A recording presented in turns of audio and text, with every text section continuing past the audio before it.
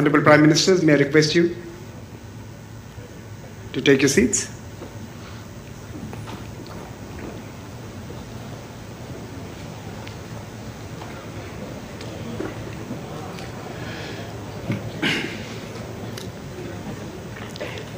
Honorable Prime Minister of India, Shri Narendra Modi ji, Honorable Prime Minister, His Excellency Kyriakos Mitsotakis, the External Affairs Minister of India, Dr. Jaishankar, Foreign Secretary of India, Ambassador Vinay Quatra, esteemed ministers, excellencies, friends and colleagues, a very, very warm welcome to this edition of the Raisina Dialogue. I would also like to extend a special welcome to the Raisina Young Fellows, the officer trainees of the Indian Foreign Service, the young diplomats of Bhutan, Nigeria, India Youth Bridge participants, 18 international students for the Raisina IE University Global Students Challenge, and participants of the Raisina Quad Think Tank Forum. A hearty welcome to all of you. This year, we have over 3,000 attendees from more than 118 countries. Some of you are in this room, but I want to thank each one of you for giving us and India 3 days of your life. Before I present some opening reflections, I would like to use this opportunity to mark an important milestone. The Raisina Dialogue enters its 10th year.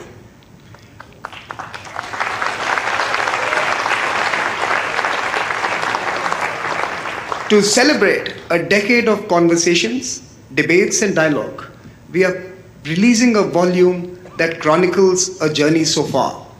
May I request my colleagues to play a short video.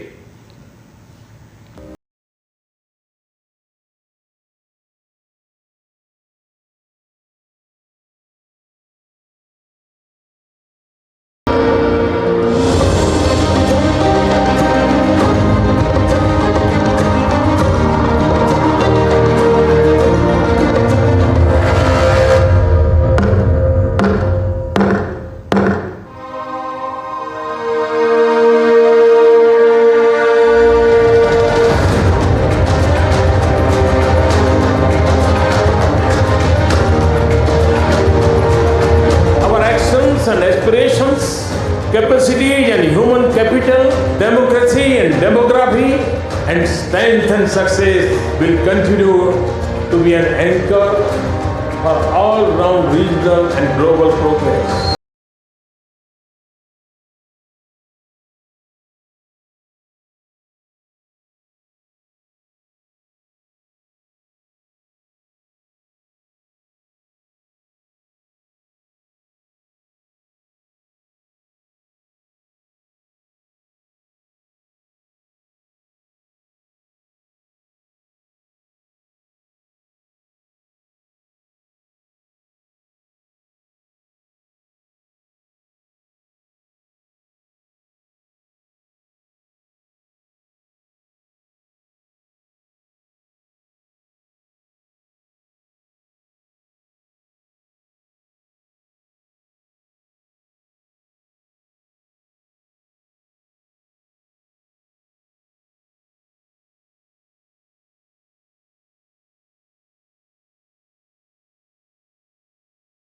All of you will find a copy of this publication on your seats. And on page 21, you will find a foreword by the Honorable Chief Guest, Prime Minister Mitsotakis. Thank you, Prime Minister, for writing this foreword. It truly establishes your affection for India, your support for the dialogue, and your vision for connecting our people. 2024 is a historic year. Over 2 billion people are going to the polls. 64 countries are holding national elections. Half of humanity will decide its future. This year will go down as the single biggest election year in human history. Elections represent hope, optimism, and quest for a better future. They also engender anxiety about what is to come. In fact, it would be fair to say that as humanity, we find ourselves at an inflection point. The choices we make at this juncture will architect a new world. The decisions we make today will be the blueprint for our tomorrows. The theme of this year's dialogue, Chaturanga, touches on the power of four. Literally, meaning four limbs, Chaturanga touches on the strategies that were deployed in the past to maintain order. The elements of that strategy included infantry, cavalry, elephantry, and chariotry. In old times, when order was maintained through force, these were important. That was then, this is now. The world is more evolved, it's more complex, times have changed, means have changed, but the ends and motivations remain the same. Our theme, Chaturanga, conflict, contest, cooperate, create, engages this moment and the four trends most visible today. The word conflict captures our experience of the first 4 years of this rather long decade, from Afghanistan to Europe, from the Middle East to Africa, elsewhere and everywhere. We are living in a world at war. We are indeed in the age of unpeace. Contests also shape our world today. Pax Americana, that never came to be, and Pax Sinica, that never will be, continue to create tensions that need not be in the midst.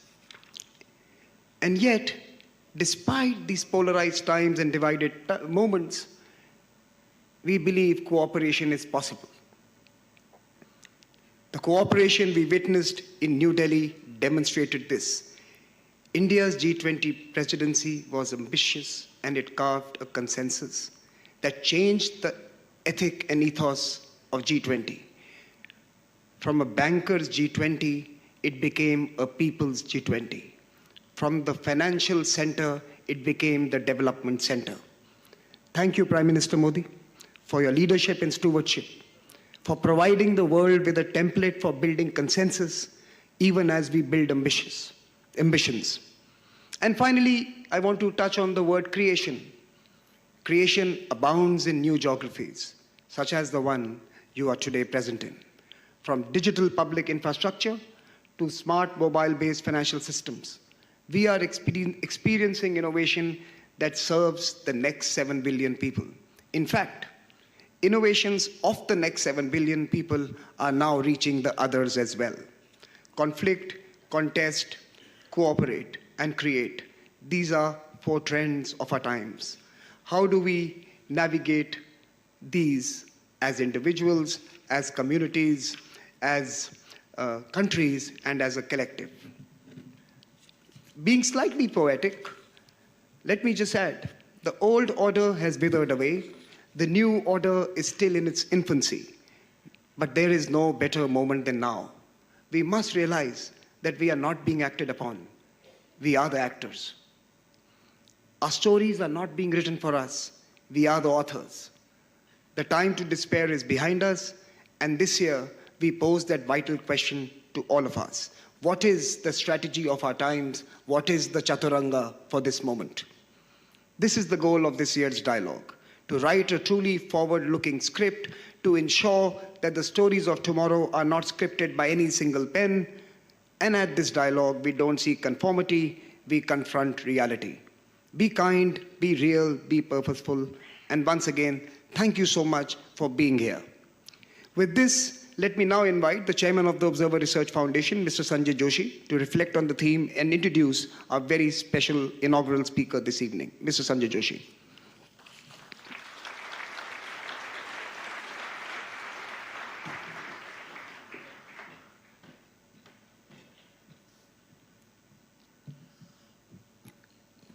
Thank you, Samir.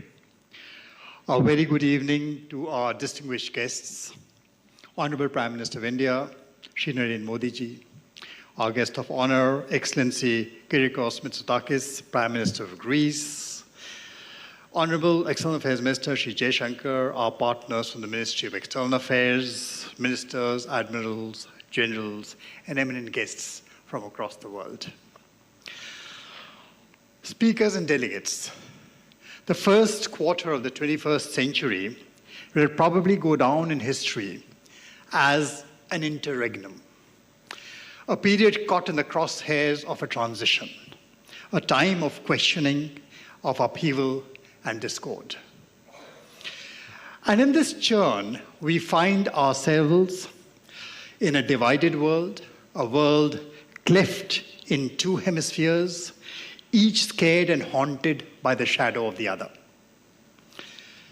Many today actually despair over the return of another dark age. The parallels are many. First, the Black Death came calling in 2020. The prosperous fenced themselves in. Now we see wars proliferate across the face of the globe, break out into conflicts, constrained by no rules or conventions. Nations struggle to guard borders, while others flee to escape the horrors of conflict.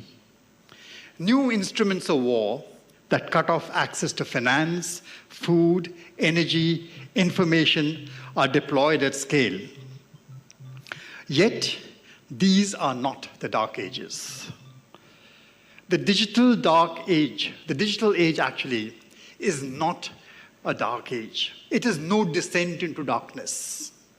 If anything, it is a case of being blinded by too much light, being rendered sightless in the hypnotic glare of our sleepless screens day and night. Hypersaturated and hyperstimulated, our ability to discriminate between is completely confounded. We can't tell between what is true and what is fake. Disinformation today spreads faster, deeper, and far wider than the truth can run. And every tweet chips away the foundations of trust. And as a majority of the world's population approaches elections this year, a fear looms. Can democracies endure attacks from ideological opponents on the one hand, and algorithms designed to deceive on the other? And so the dilemma of our times, how do democracies surmount the temptation to copy the other? How do they prevent fear from transforming them to become the very enemy they seek to defeat? Because if they were to lose the sense of what is to be democracy, who would have won and who would have lost? So this was how Chaturanga came and became the central idea for Raisina 2024. That board game of war, of moves and counter moves spreading across all domains. One version about the origin of Chaturanga claims that the game was devised by Queen Mandodari, the consort wife of the demon king Ravana. Now, this pious and God-fearing woman hoped that this game would distract her war-mongering lord away from real conflict by immersing him in a virtual board game. Today, actually, as the virtual acquires ever greater power over the real, the situation is actually inverted. It is time to wonder, which is the real war? Is it the one where innocent lives are lost as collateral damage to algorithms run on not so intelligent machines? Or is it the one curated for our screens to sway us, to numb us, and to make our minds the products of conflict? But in the midst of all this, let me tell you, Chaturanga has another meaning. It stands for a genre of music. A musical composition, which is a 360-degree melodious performance in 4 parts, spun out spontaneously in real time by a group of artists responding to each other. Responding to make their notes, their words, their meaning, and their rhythm meld into one harmonious whole. That is Chaturanga. So too, in the spirit of that music, in another corner of the world, 2023, the year also emerged as the year for forging a consensus within the global south, as well as across the north and the south. And as we convene this 9th edition of Raisina, we aspire to build upon India's G20 legacy of fostering consensus and devising solutions. And in this, we're delighted this year to welcome Excellency Kyriakos Mitsotakis, the Prime Minister of Greece. Welcome, sir. You have spearheaded Greece's recovery momentum through effective policy reform aimed at modernizing the economy, enhancing social cohesion, and transitioning to a greener and more digital future. Your presence at this forum symbolizes the deep linkages between the people of our two nations, a relationship that has existed since times immemorial between a land proud of its democratic heritage and a land renowned for its pluralistic traditions. We look to Greece not only as a centuries-old friend, but also as a partner with the collective aim of returning us from the Chaturanga of war to the Chaturanga of concord in order to revitalize a broken global community. Excellency, the floor is yours.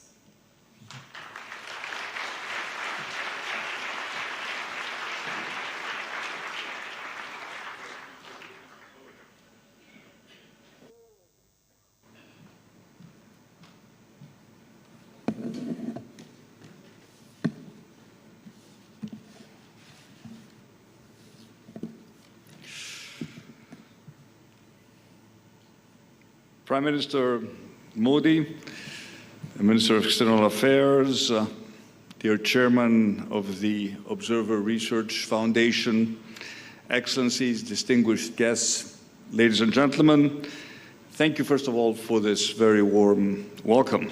And it is an honor and a privilege to be here today with you at this 9th edition of the Raisina Dialogue. And if I may be allowed to say, you have transformed this event from a regional into a global public square for dialogue and exchange of ideas. Congratulations. And let me start by saying that today is a moment to both reflect upon and celebrate the strength of the partnership between our two great nations, between India and Greece. A partnership bound by economic, cultural, philosophical ties stretching back millennia. A partnership between two allies, two countries that share similar values. A partnership that today binds us closer than ever before. But above else, a partnership between the world's oldest democracy and the world's largest democracy. And it is to democracy that I turn first. Ladies and gentlemen, as was pointed out in the introduction by the chairman, 2024 is a year of striking geopolitical importance.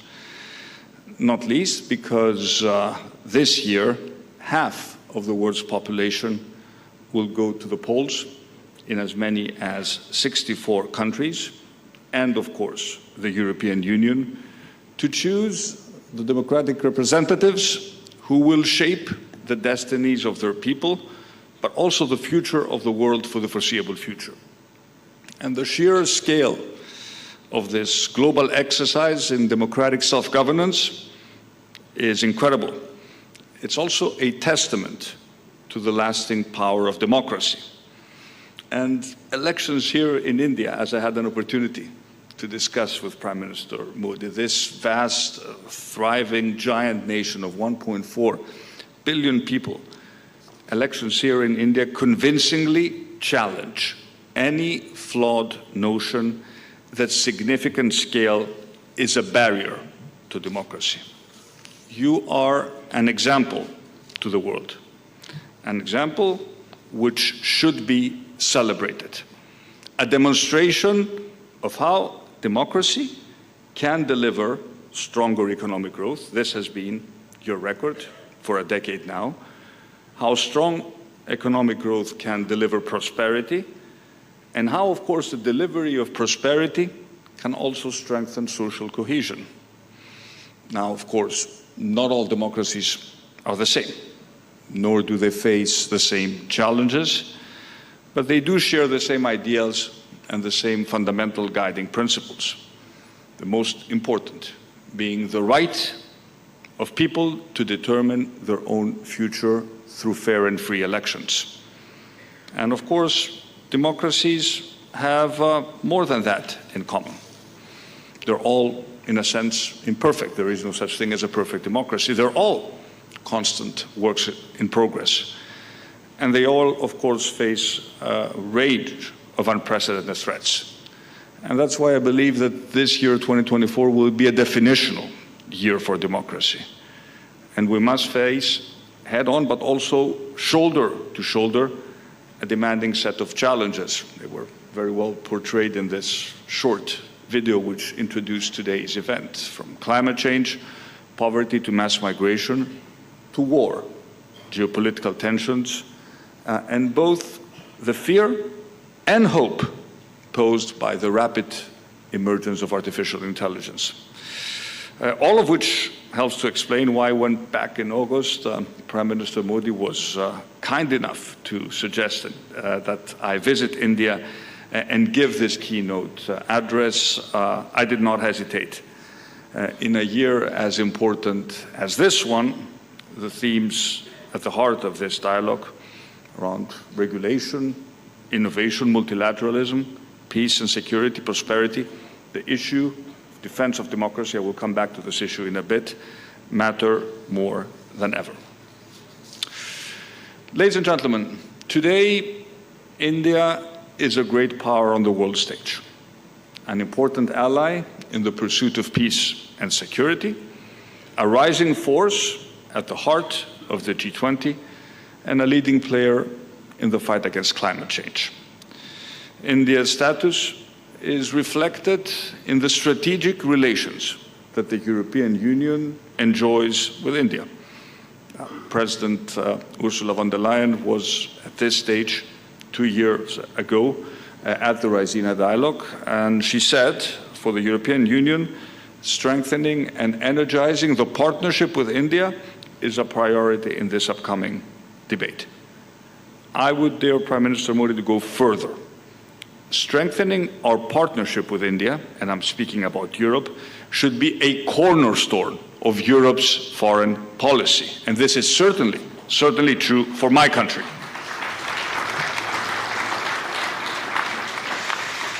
We have made good progress over the past years towards achieving that goal, but we have much further to go. And Greece has an important role in this endeavor. And as I told the Prime Minister during his recent visit to Athens, I should point out the first by an Indian Prime Minister since 1983, we are at a unique moment of mutually beneficial opportunity. One in which Greece, given its geographic, cultural, and strategic proximity, can act as an interlocutor between India and Europe, and I would dare to go even wider lens, between the global north and the global south, and indeed between the east and the west. Since ancient times, Greece's position at a physical and cultural crossroads means that it has always been a corridor for exchange in goods, in knowledge, and in wisdom. Today, Greece has excellent relations with all countries in the Middle East, the Gulf countries, and is uniquely placed as a connector between the Mediterranean Sea and the Indo-Pacific. It presents so much opportunity for both our countries. We are already a well-established logistics center, an international gateway, but we want to increase connectivity and promote trade still further. Piraeus is one of the busiest ports in Europe. More of our ports are in the process of being privatized. Greek shipowners, something which is absolutely critical also for India, control the largest merchant marine fleet in the world. And beyond the flow of goods, we are pursuing new corridors for data and energy. And the emergence of groundbreaking projects like IMEC, the India, Middle East, Europe corridor, hold great promise to supercharge connectivity between India, the growth economies of the Middle East, and Europe. One has just to look at the map to realize that Greece is sitting right in the center of this new corridor. And to our friends in India, I say, we are your natural doorstep to Europe and beyond. And the war in Gaza and the turmoil in the Middle East is undoubtedly destabilizing. But it does not undermine the profound, the powerful logic behind IMEC. Nor should it weaken our resolve to work tirelessly towards materializing it. Instead, I would argue it gives us even more reasons to promote peace, given that IMEC at its heart is also a peace project, which can bring about stability and prosperity for all participating countries. Countries which are at war don't trade with each other. The Indo-Pacific region is a major focus for the European Union's global policy. And earlier this month, in Brussels, at the third EU Indo-Pacific Ministerial Forum, we took a series of measures aimed at intensifying the partnership between the European Union and the countries of the Indo-Pacific. Our two regions are increasingly connected because we face the same challenges, but we also share the same interests, promoting peace, prosperity, stability, and of course climate and environmental resilience. Dear Prime Minister, dear friends, recognizing the strategic importance of the role India plays in this evolving new order is fundamental. And the relationship between India and Greece, as we had an opportunity to reconfirm in our very fruitful bilateral discussions today, is one based on respect, on friendship, on values, but also on the mutual will to see our people progress and prosper. And while obviously not all challenges are the same, the way we meet these challenges often is. The scale may be vastly different, but I see a lot of similarities in the way our two countries have implemented an ambitious reform agenda. Both India and Greece have pursued sustainable growth and prosperity through innovation and bold changes. We have both encouraged and embraced the digital revolution. We have leveraged, you have done this here in India, at an unprecedented scale, leveraging technology to transform the delivery of public services for the benefit of all citizens. And we have both demonstrated that the power of innovative and bold reforms that bring growth, spread opportunity, deliver prosperity, and create the higher-paying jobs of the future, this is the path to go. And I believe that my country's, Greece's, recent story of rapid change matters also to a country like India, and by extension to what that change means for Indian investment in Greece and the European Union. The country I was called upon to govern when first elected to office in 2019 was seen by many analysts at the time as the sick man of Europe. Between 2015 and 2019, populism had promised much, delivered nothing, and left Greece teetering on the edge.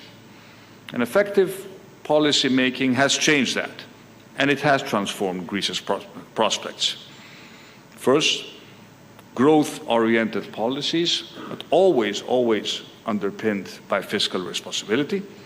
Second, a robust approach to migration and security, supported by an assertive foreign policy and the shaping of new regional partnerships, like the one between Greece and India.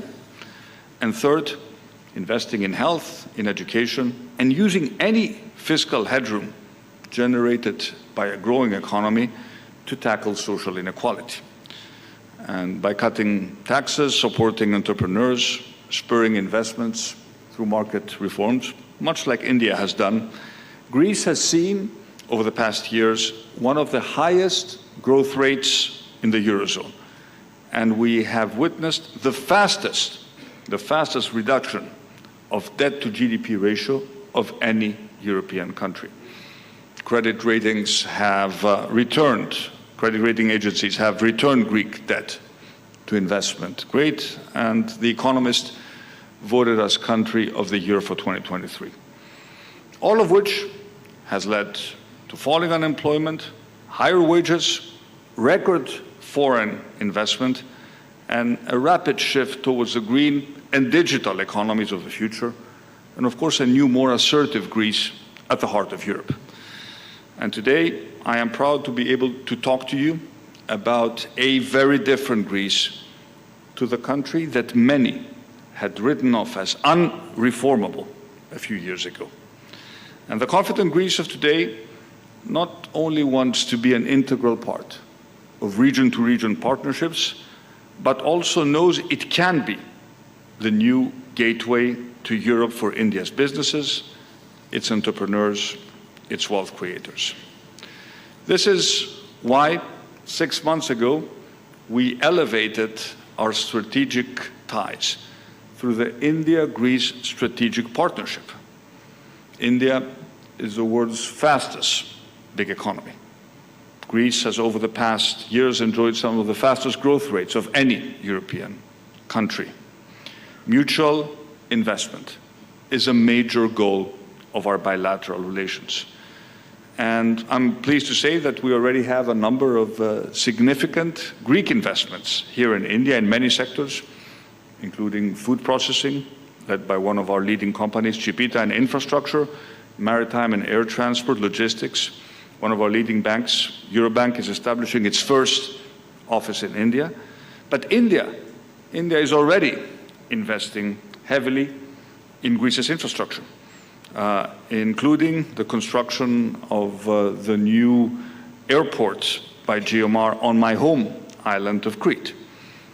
Indian-owned Swiss Group has invested in a number of Greek agri-food businesses, and Accord, a European subsidiary of Intas Pharmaceuticals, has recently invested in a factory close to Athens.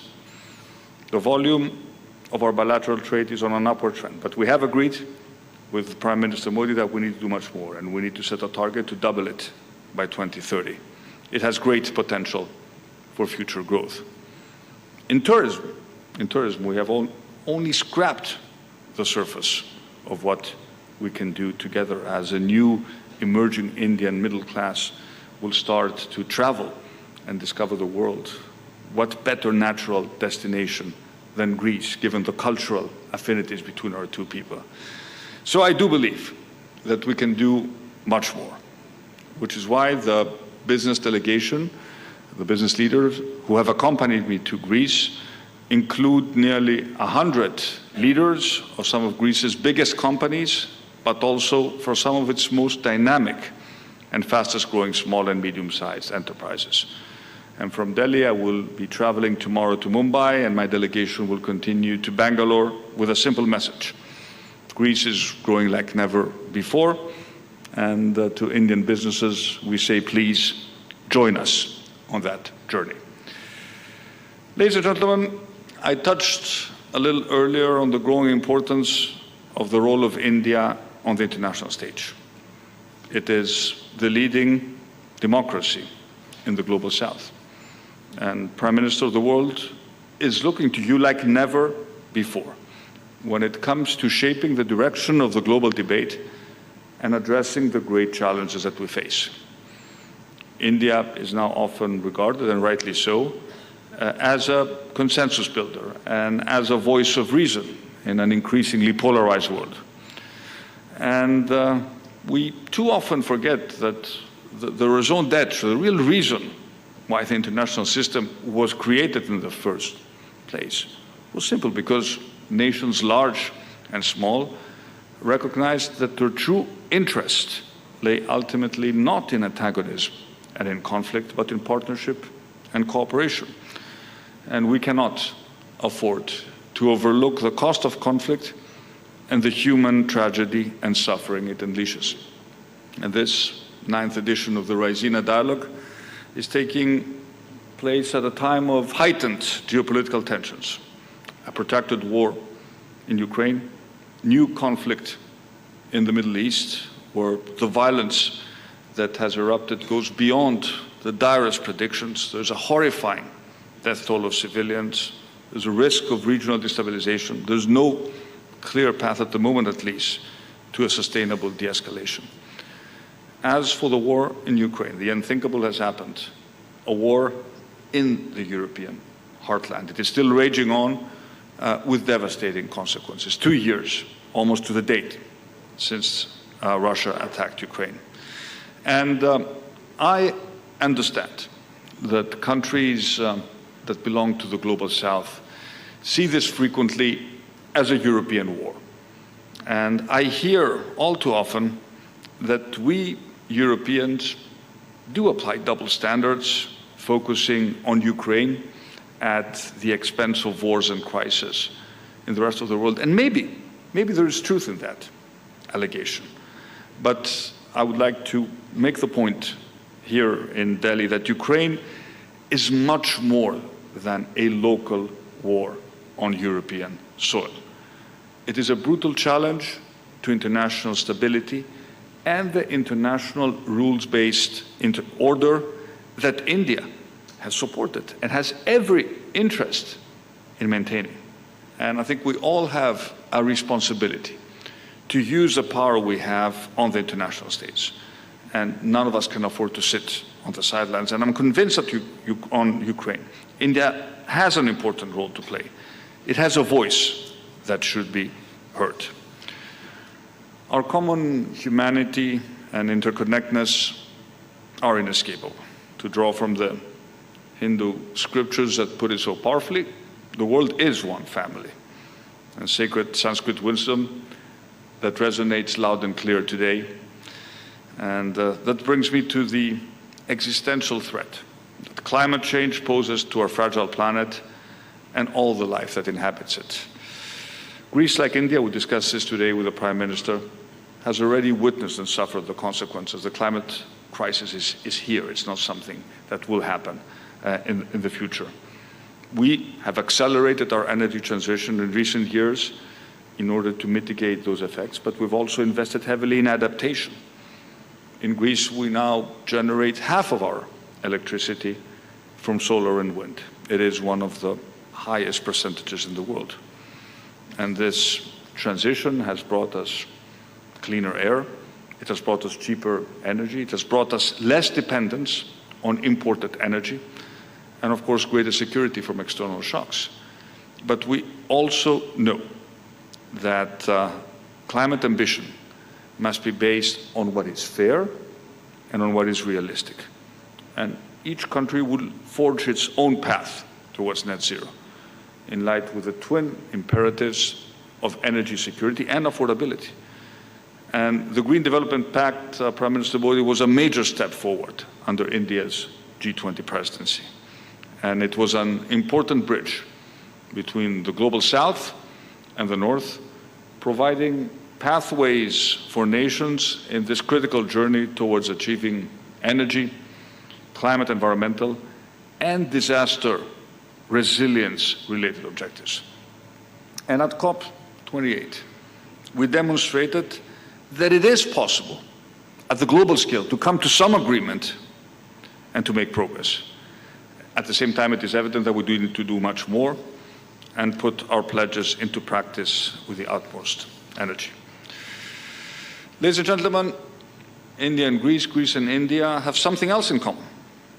We see democracy not as an inconvenient barrier to delivering against contemporary challenges, but as our greatest hope of ensuring that we do. And democracy, as was established 2,500 years ago in ancient Athens, is rooted in the conviction that society functions best when all its citizens are equal and have the right to share in the running of the state. But, as was pointed out in the introduction, we should have no illusions. Democracy is vulnerable, and it is facing profound threats. And those who detest our democratic values have one big advantage. They are not bound by those values. And we must be alert to the emerging challenges and adaptable enough to address them with real solutions. We must, if necessary, own up to our own mistakes, but above all, we must listen to each other with mutual respect, without preaching or exhibiting any sense of moral superiority. But no matter how disparate beliefs and ideologies are in any given society, we need to be able to rely on some basic truths and agree on the facts that at the end of the day shape any democratic discourse. And we know that democracy can work best only if all our citizens have the information they need to make informed decisions at the ballot box. And our technological advances, profound as they may be, AI, social media, the internet itself, need to be tools to facilitate the propagation of information. They must not be weapons against reality. And it is now undeniable that artificial intelligence presents a powerful tool for deceptive use at the hands of malicious actors who wish to disrupt democratic elections.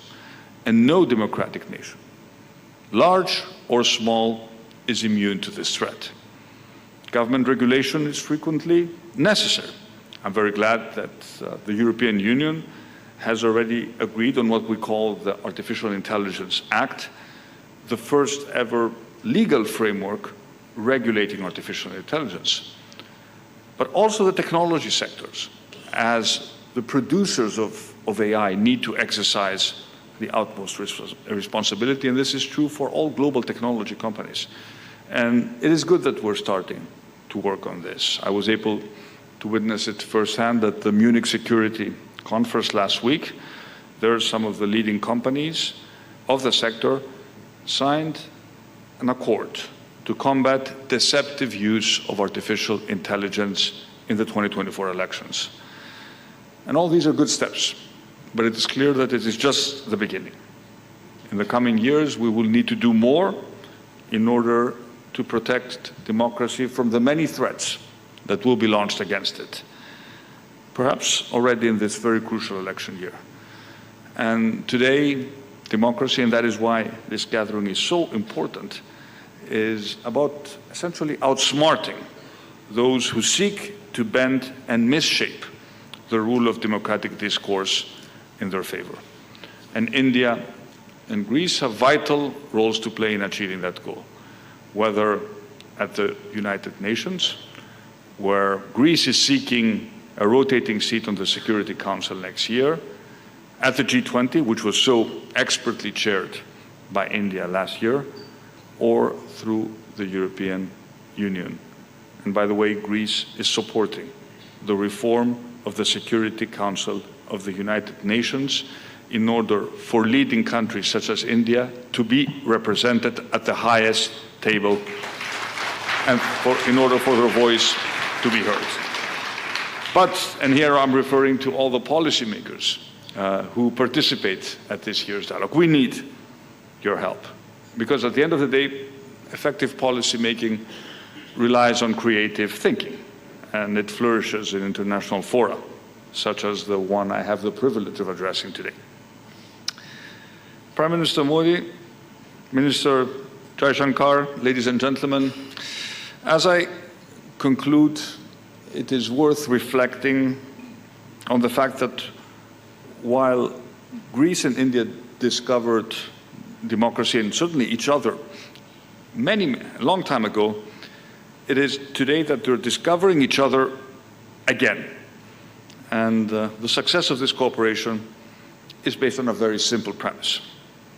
We both believe in the virtues of discussion and debate. After all, ancient civilizations encouraged this debate and this cross-fertilization of ideas. And there's a lot. We talk a lot about artificial intelligence, but there's also a lot to be learned by the ancestral intelligence which is hidden in our ancient civilizations. And we recognize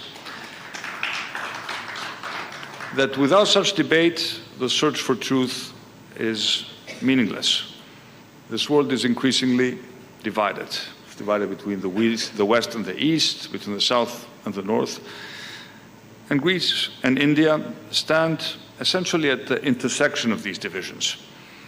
These divisions can be managed, they can even be tempered by open discussions, which is why the world needs, and you called it a public square.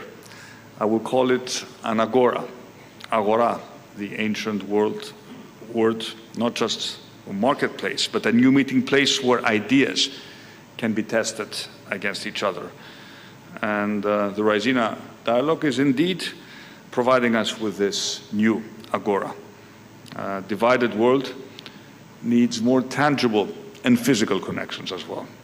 And the integration of our two seas, the Indo-Pacific on the one hand, the Mediterranean Sea on the other, will benefit not just India and Greece, but our neighbors too. Our two people have much to learn from each other, and they also have much to give to the world. And if we are to do so with effect, we must begin today with a commitment to public discourse, open discussions, tolerance, acceptance of the opposite view, and of course, the preservation of the democratic idea. Thank you very much for listening.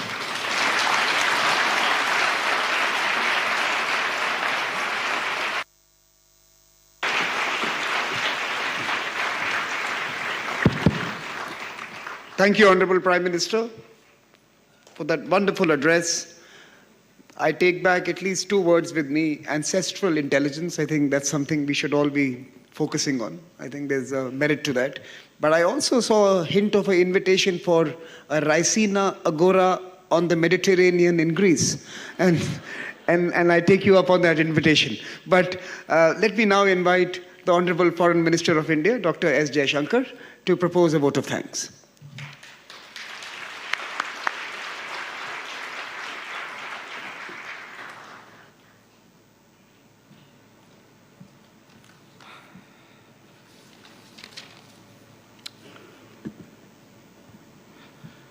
Prime Minister Narendra Modi ji, Prime Minister Mitsotakis, Excellencies, dear friends. It's my privilege to give the vote of thanks that will conclude the Raisina Dialogue's inaugural event this evening. First and foremost, we thank the chief guest, the Prime Minister of Greece and his wife, for joining us today. Our collective appreciation to Prime Minister Mitsotakis for what I'm confident all of you will agree was a truly inspirational and thought-provoking address. His message of democracies that deliver resonates strongly, particularly now, particularly here. Prime Minister Modi's presence amongst us, as always, is a reminder of India's growing engagement with the world, especially in the last decade. He has shown us why it is as important to listen and reflect as it is to articulate and express. This event takes place at the end of a day which has seen the intensification of the strategic partnership between India and Greece established during Prime Minister Modi's visit in 2023. As two civilizational states, our countries have a particular responsibility to contribute to the evolution of the contemporary global order. We both, naturally, tend to take a long view of challenges and a considered one of opportunities. In the flow of history, connectivity has always played a crucial role. It is only to be expected that the talks between the two prime ministers today focused on enhancing the linkage between two global economic centers, India and Europe. The IMEC corridor, as Prime Minister Mitsotakis pointed out, holds particular importance in this regard. As India deepens its footprint abroad, Greece has emerged as a favorable destination. Our pharmaceutical industry, our agro-business and aviation are already established there, and the Prime Minister in his address mentioned growing Greek investment and interest in India. We expect that a mobility agreement will bring us even closer. Raisina is good for business as well. Ladies and gentlemen, India's growing interest in the Mediterranean region is an important facet of our steady rise. The India-Greece partnership can surely serve as an anchor. Raisina Dialogue, as a made-in-India version of a global public square, has become what it is due to all of you. I thank you all for that. Please keep coming. Please keep talking. Please keep contributing. To Team Raisina and Team MEA, a special word of acknowledgement and encouragement. You have made all this possible. Please remain ambitious and keep challenging yourself even as you challenge others. Finally, let me recognize the Raisina Chronicles as we near the first decade.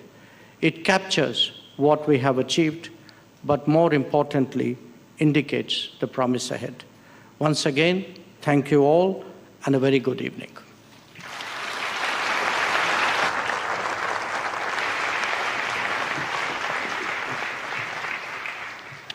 Thank you, Dr. Jaishankar. May I request you all to remain seated as the VIPs exit the room. My colleague Shubh will take this mic and will guide you through the next steps post the exit of the VIPs. But I request you all to remain seated.